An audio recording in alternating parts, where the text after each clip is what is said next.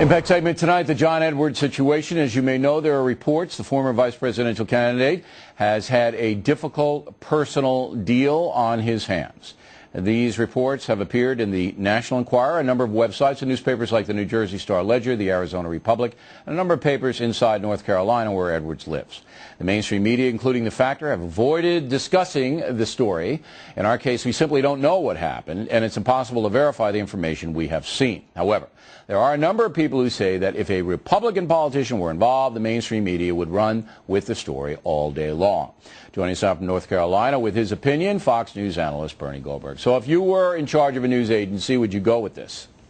Yeah, first, from a personal point of view, I'm with you. I feel uncomfortable about this. I don't like the humiliation. I don't like the pain that a story like this would cause. But journalistically, you have to come up with guidelines to decide when you would run a story like this. So I came up with a few. Number one, and this is going to seem obvious, but it must be said, you have to know that the story is true. Doesn't matter that the other guy thinks it's true. You have to feel confident as an editor that it's true. Number two, if hypocrisy is involved, if the public figure is anti-gay, it turns out that he's gay, that's a legitimate news story. You have to run it. Bad judgment. If a person is being considered, let's say, to be an attorney general in a new administration, and if it turns out that he was involved in something where a woman gets pregnant and has a baby, that's bad judgment. That's bad judgment. The last one is, let's be consistent. Let's not have one set of rules for liberal Democrats and another set of rules for conservative Republicans. That's never going to happen. I mean, we live in an age where the press is corrupt, and there's no doubt about it. But look, there's a couple of things here. Edwards doesn't hold any office right now. He's a private citizen. I can't verify the story.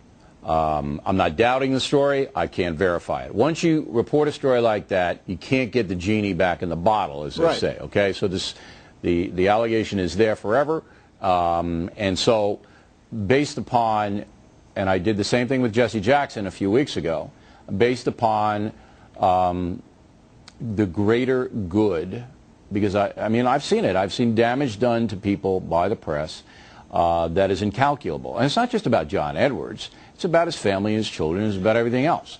I know, that's so what I say is this. I'm not going to do it until I know it's true, until something else happens. But I do know that if it were Mitt Romney instead of John Edwards, this would be on the front page of the New York Times. There's no doubt about it. Okay, I did a little research when I learned you wanted to talk about this. In January 2001, a newspaper broke a story that Jesse Jackson had a baby with a woman he worked with out of wedlock. Jesse Jackson's an important figure. He's a minister. It's obviously a legitimate story. Did the New York Times break that story? No. Washington Post? No. Either of the Chicago newspapers where Jesse Jackson lives and works? No. The National Enquirer broke that story. And when the New York Times finally decided to run it, they put it on page 21 under a one-column headline. Compare that to a story with two unnamed sources that think that maybe, that I'm not sure, but I think that John McCain was having an affair with a lobbyist. That winds up on page 1 of the New York Times. Now let me give you one more hypothetical. That really happened. I know the New York Times would say it wasn't a sex story, it was a lobbyist story. Right. Here's a hypothetical. What if Newt Gingrich or our friend Karl Rove, who was just on, were involved with a woman on the West Coast and had a baby with her out of wedlock? Do you think the New York Times would be as squeamish as it is with the John Edwards story? I don't think so. No, of course they wouldn't. And all the network news on television would do the same thing. But here's the deal. The New York Times was punished dramatically for doing what it did to John McCain. Its circulation and ad revenue is way down. There's going to be a revolution among the stockholders over there. The paper's reputation is shot. All right? The NBC News reputation, shot.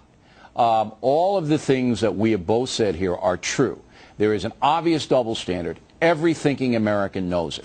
And they're walking away, Bernie, from these outlets. These outlets are being punished by the folks. It's not about the Internet. We're prospering here on Fox News. Factor is prospering. Not about that. It's about Everybody now knows the game. And the second thing is it's about fairness. And I don't have any use for John Edwards. Everybody knows that. He attacked me on a bogus thing, a homeless thing that we've proven to be total charlatan. But I don't want to hurt him. I don't want to hurt his family. And I don't want to hurt his children. And I'm not going to do it. That's where we sort of differ. I say if it turns out that the story is true, and if it's provably true, I really do feel terrible that it would hurt his family. I really do. I'll mention it, but I won't dwell on it. No, that's fair enough. Exactly. Right. That's a very good way to do it. You report it, but I won't dwell on it. And I certainly won't revel in it the way we have seen the other aforementioned media do. Absolutely a fair way to do it. I'm totally with you on that. All right, Bernie. We'll see you on Thursday with Jane. Thank